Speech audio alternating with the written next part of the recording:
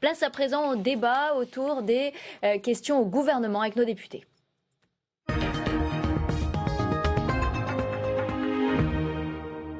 J'accueille Véronique Louwagie, bonjour. Bienvenue, vous êtes député Les Républicains de l'Orne, et Éric Alauzet, bonjour, député La République En Marche du Doubs. Alors nous allons analyser et débattre des questions qui seront posées par les députés aux membres du gouvernement. Elsa Mondingava, vous êtes salle des 4 colonnes, vous avez pu consulter ces questions. Alors de quoi va-t-on parler cet après-midi dans l'hémicycle ? Eh bien écoutez Brigitte, la séance de questions au gouvernement va débuter avec 1 minute de silence en hommage aux 2 soldats des forces spéciales tués en libérant les otages au Burkina Faso. Les députés qui vont donc s'associer à l'hommage national rendu aujourd'hui à Cédric Pierrepont et Alain Bertoncello. Durant la séance, il y aura aussi les traditionnelles questions d'actualité, notamment sur la politique économique et fiscale du gouvernement. 2 députés Les Républicains demanderont des comptes sur la fiscalité et aussi sur la hausse des tarifs de l'électricité. Le député de la Marne, Charles de Courson, du groupe Liberté et Territoire, va lui poser la question des baisses d'impôts et de leur financement. Les Insoumis proposeront de déclencher un état d'urgence climatique. Et puis, le président du groupe de la gauche démocrate et républicaine, ce sont les communistes, André Chassaigne, reviendra sur les ventes d'armes à l'Arabie Saoudite. La semaine dernière, souvenez-vous, il y avait eu un incident de séance. Les communistes avaient dénoncé l'utilisation d'armes françaises par l'Arabie Saoudite contre des populations civiles au Yémen. Eh bien, le président du groupe communiste va reparler de ce sujet tout à l'heure dans l'hémicycle. Merci Elsa pour ces précisions.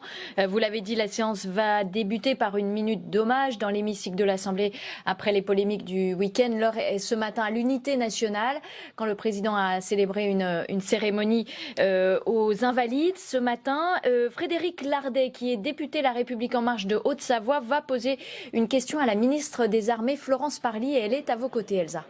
Exactement, Frédéric Lardet, député de Haute-Savoie, vous l'avez dit, la Haute-Savoie, c'est la circonscription d'un des 2 soldats. C'est pour ça aujourd'hui que vous vouliez rendre un hommage particulier dans l'hémicycle. Oui, effectivement, déjà rendre un hommage général à nos 2 soldats qui ont combattu pour protéger les Français, protéger 4 Français, 4 otages. Et puis, plus particulièrement me concernant, rendre hommage à Alain Bertoncello, qui est originaire de Montagny-les-Lanches, qui se trouve sur ma circonscription de Haute-Savoie. Et vous allez poser une question au gouvernement sur les opérations sur le terrain au Sahel. Tout à fait, et on demande et on interpelle Florence Parly pour qu'elle nous reprécise la stratégie de la France, quelle stratégie la France souhaite mettre en œuvre pour éradiquer le terrorisme en Afrique de l'Ouest en particulier. Merci beaucoup Frédéric Lardet. Nous écouterons votre question et la réponse de la ministre des Armées, Florence Parly. Merci Elsa Mondingava. Éric Alauzet, vous étiez à cette cérémonie d'hommage. Qu'est-ce que vous avez ressenti en entendant le discours du président de la République ? De l'émotion, comme tout le monde. Je pense toujours aux familles, c'est ce qui me guide dans ces moments-là. Qu'est-ce que les familles attendent de nous, les militaires, les collègues des 2 disparus, de Cédric et d'Alain. Donc cette émotion est très très forte, et ce sont ces moments où la nation vraiment se rassemble. Et ces moments-là, il faut les vivre pleinement. Et puis à côté de l'émotion, il y avait quand même la responsabilité pour le chef de l'État, d'engager nos forces, et à chaque fois avec le risque de perdre des hommes ou des femmes. Et puis enfin l'engagement, je crois que c'est admirable, l'engagement de ces hommes et de ces femmes, et ils savent que c'est au péril de leur vie, et en toute conscience, et ils vont jusqu'au sacrifice ultime, et ça dépasse un peu l'entendement. Il n'y a qu'eux qui peuvent le vivre et le ressentir. Nous, on le voit d'un peu loin, mais pour eux, c'est quelque chose de tellement fort et tellement puissant qu'il faut vraiment leur rendre hommage.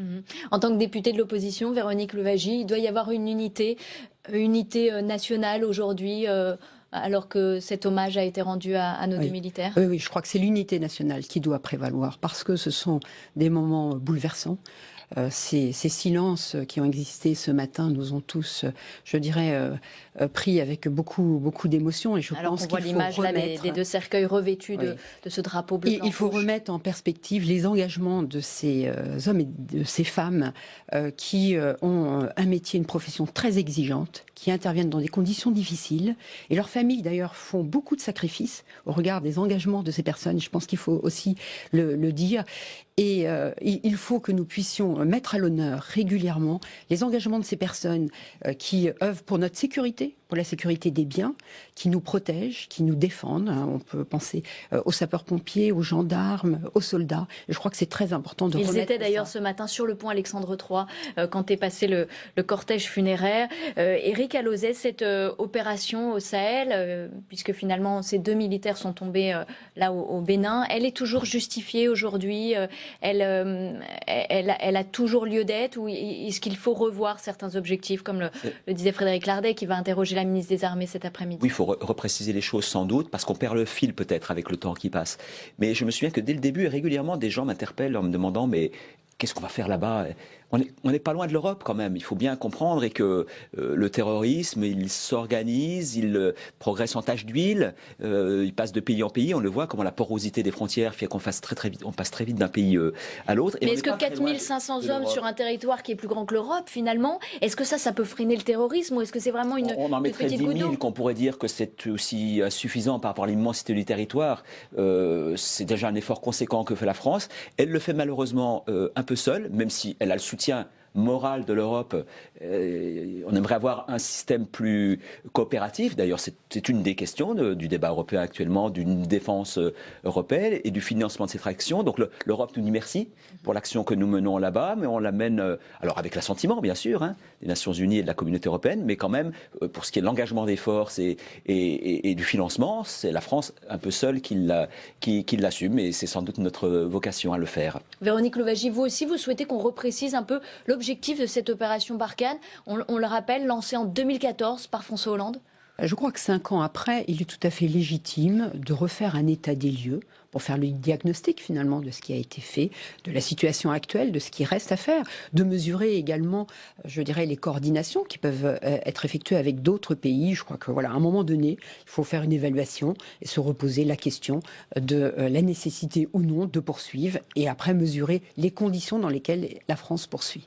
L'idée d'une aide européenne, d'une défense européenne, comme le propose justement La République En Marche pour ces élections du 26 mai, vous souscrivez à cette idée? Non, pas vraiment. Je pense qu'il faut qu'il y ait des démarches communes. Néanmoins, chaque pays doit conserver sa propre défense. Je pense que ça, c'est très important. Si on veut garder cet esprit national qui est nécessaire, cet esprit aussi d'enthousiasme, il est très important que chaque pays puisse conserver sa propre défense, sa propre armée. En revanche, il faut qu'il y ait plus de coopération. Il faut également qu'il y ait des réflexions sur la manière dont s'organisent les équipements militaires. On peut s'interroger aussi.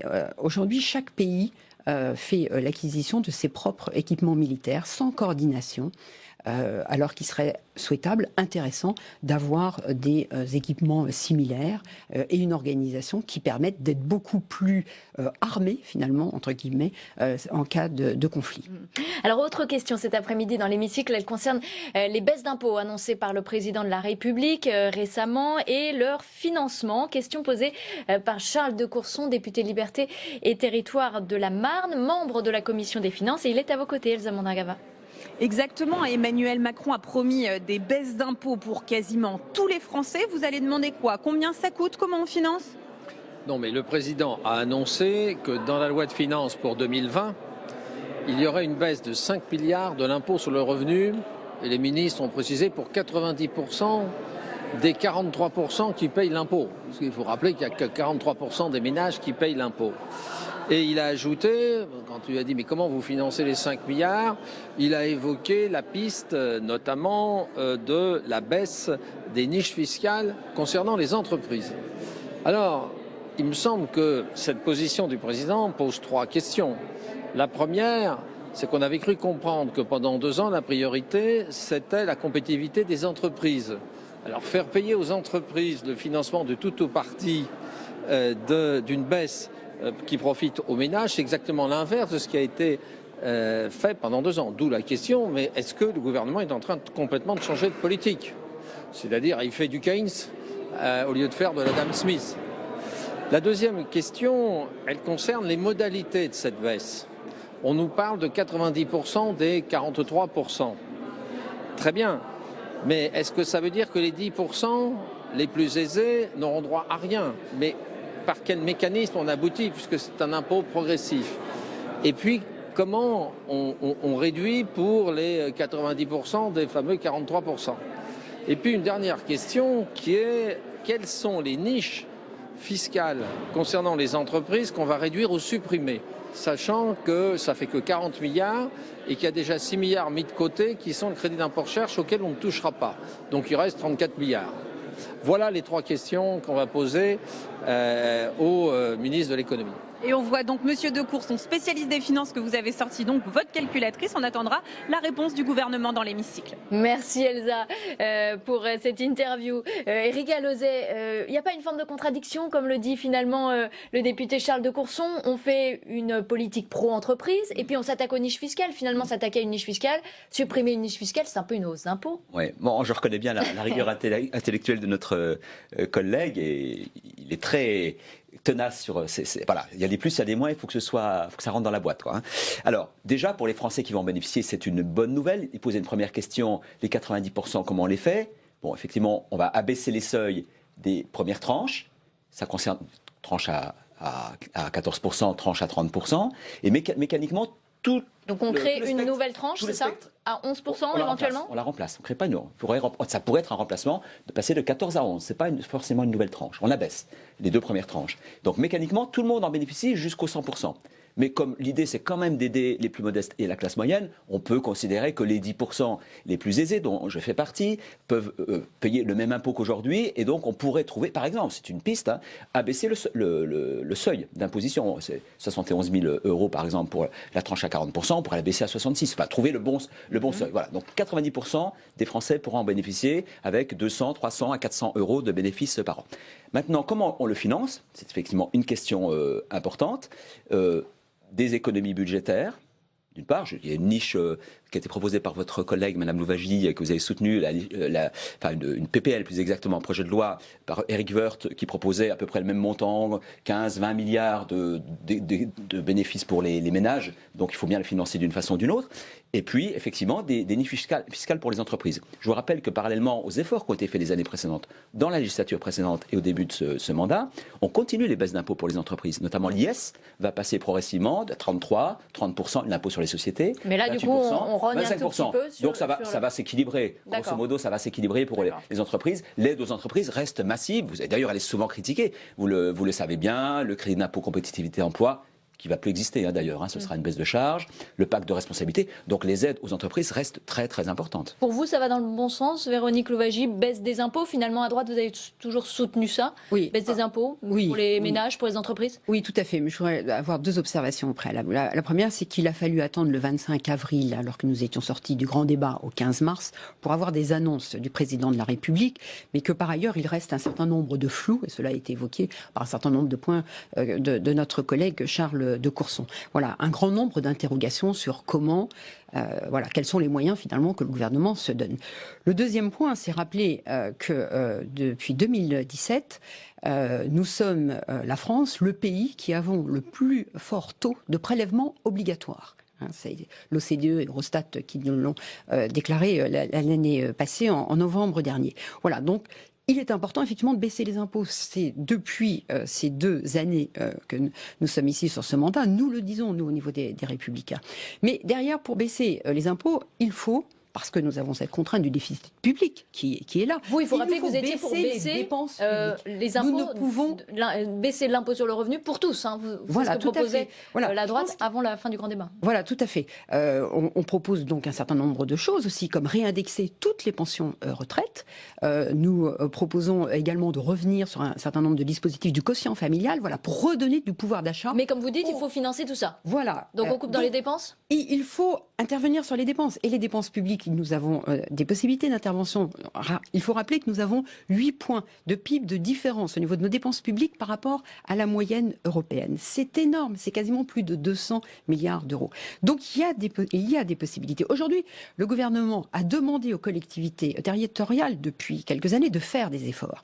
Les collectivités territoriales ont fait énormément d'efforts. Qui doit faire les efforts aujourd'hui? Où faut-il aller trouver l'argent? L'État doit faire des efforts. Il faut réorganiser, je dirais, le service public. Il y a un certain nombre d'incertitudes satisfaction sur le service public aujourd'hui. Alors nous parlons derrière de la diminution du nombre de fonctionnaires qui vient également dans le cadre du projet de loi qui est examiné. Mais il faut reposer toute l'organisation du service public, puisqu'aujourd'hui, il y a un mécontentement au niveau du service public tel qu'il existe sur un certain nombre de territoires. Je pense à mon territoire de l'Orne, où nous avons vu des services publics disparaître. Voilà, donc il faut remettre, je dirais... il faut refaire un état des lieux, réorganiser le service public, faire en sorte que les fonctionnaires soient peut-être répartis d'une autre manière, de manière différente. On coupe quand même le nombre de fonctionnaires, mais on conserve le service, c'est possible ça ? L'objectif n'est pas de diminuer le nombre de fonctionnaires. L'objectif est de faire en sorte que le service public soit de meilleure qualité et mieux réparti. C'est vrai qu'il faut apporter des précisions sur la baisse de la dépense publique ? Oui, vous savez, on est dans la première année, là, on a une dépense publique qui augmente moins vite que l'inflation. Donc elle baisse. Mécaniquement. Donc c'est notable, ça n'a pas été le cas pendant les 10 dernières années. Donc c'est un effort qui est demandé d'ailleurs à l'ensemble des Français, parce que souvent c'est un peu hors sol la dépense publique, ce sont des services qui sont apportés aux Français. Donc baisser la dépense publique, je suis d'accord, on peut quitte à renoncer à l'objectif de 120 000 fonctionnaires. On peut être plus efficace et faire mieux. Alors faire mieux avec moi, c'est un slogan politique, on aime bien tout savoir, ça peut marcher des fois, pas toujours, il faut faire attention. Il fallait renoncer à l'objectif de 120 000 suppressions de postes dans la fonction publique. En tout cas, on ne peut pas dire qu'on va baisser l'emploi public et dire qu'il faut augmenter les forces de police, de gendarmerie, de sécurité en général, pour l'armée, pour l'éducation. Après, on aura balayé tous les ministères. Il ne va plus rester beaucoup de ministères. C'est le principe un peu de réalité là auquel vous vous heurtez, non ? Donc je pense que l'efficacité du service public, on est tout à fait d'accord, doit améliorer, avoir plus de fonctionnaires au contact des gens, un peu moins dans l'arrière-boutique, pardon, pour l'expression triviale.